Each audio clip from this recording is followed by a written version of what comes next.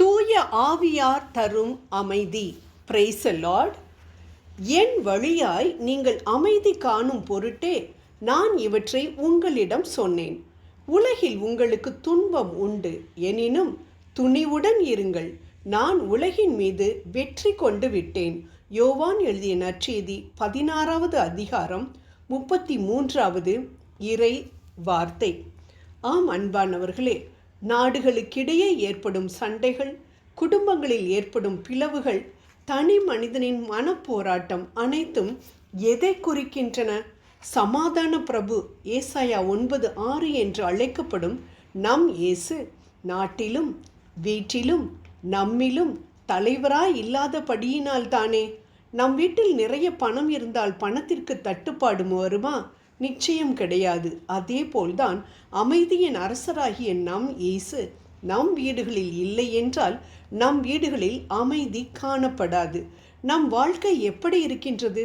சமாதானமாய் சந்தோஷமாய் இருக்கின்றதா? அல்லது பிரச்சனைகளினாலும் போராட்டங்களினாலும் அலைக்கழிக்கப்பட்டு அமைதி இழந்து தவித்து கொண்டிருக்கின்றதா?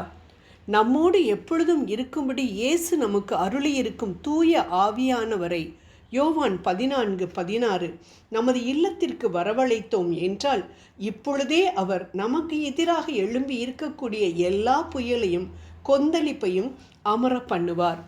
ஒரு பக்தியுள்ள தாய் எப்பொழுதும் ஆண்டவரை துதிச்சு பாட்டு பாடி வேற்று மொழியில் பேசிக்கொண்டே வேலை செஞ்சிட்டு இருப்பாங்களாம்.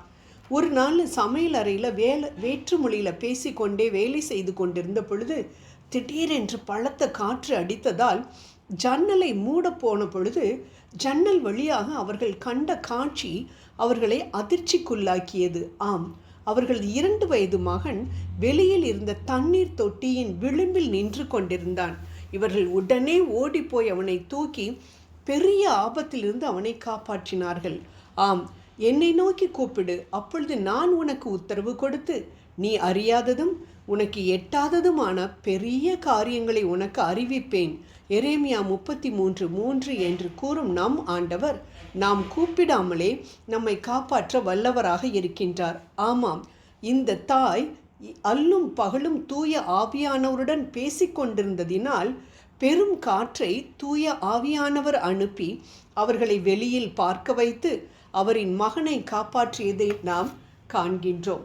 அன்பானவர்களே, எப்பொழுதும் நாம் ஆவியிலே நிரம்பி தூய ஆவியானவரால் நடத்தப்பட்டு கொண்டிருப்போம் என்றால் தேவ அமைதி நம் உள்ளங்களை ஆளுகை செய்யும்.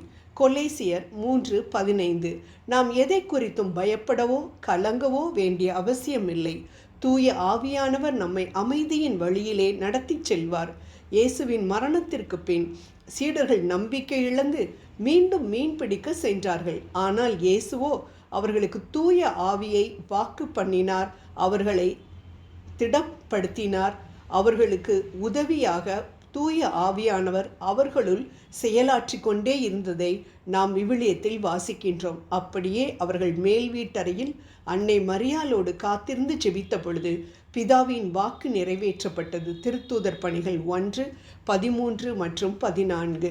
அன்பானவர்களே, நாம் எப்பொழுதும் நம்மோடு இருப்பதற்காக அனுப்பப்பட்டுள்ள தூய ஆவியானவரை அசட்டை பண்ணாதபடிக்கு, கேலி பண்ணாதபடிக்கு அவரில் நாம் நிலைத்திருந்தால் நமக்கு நிச்சயம் மன அமைதி கிடைக்கும். ஏனென்றால் அவர் நம்மில் இருந்தால் அவரின் கனியாகிய அன்பு, மகிழ்ச்சி, அமைதி, பொறுமை, பரிவு, நன்னயம், நம்பிக்கை, கனிவு, தன்னடக்கம் கலாத்தியர் 5:22 ஆகியவை நம்மிலிருந்து இயல்பாக வெளிப்பட ஆரம்பிக்கும். தூய ஆவியானவரின் துணையை வேண்டுவோம். வாழ்க்கையில் வெற்றியை கண்டு உணர்வோம். செபம் செய்வோம்.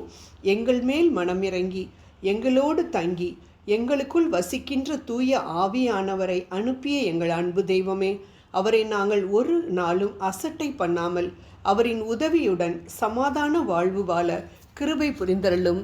ஆமேன்.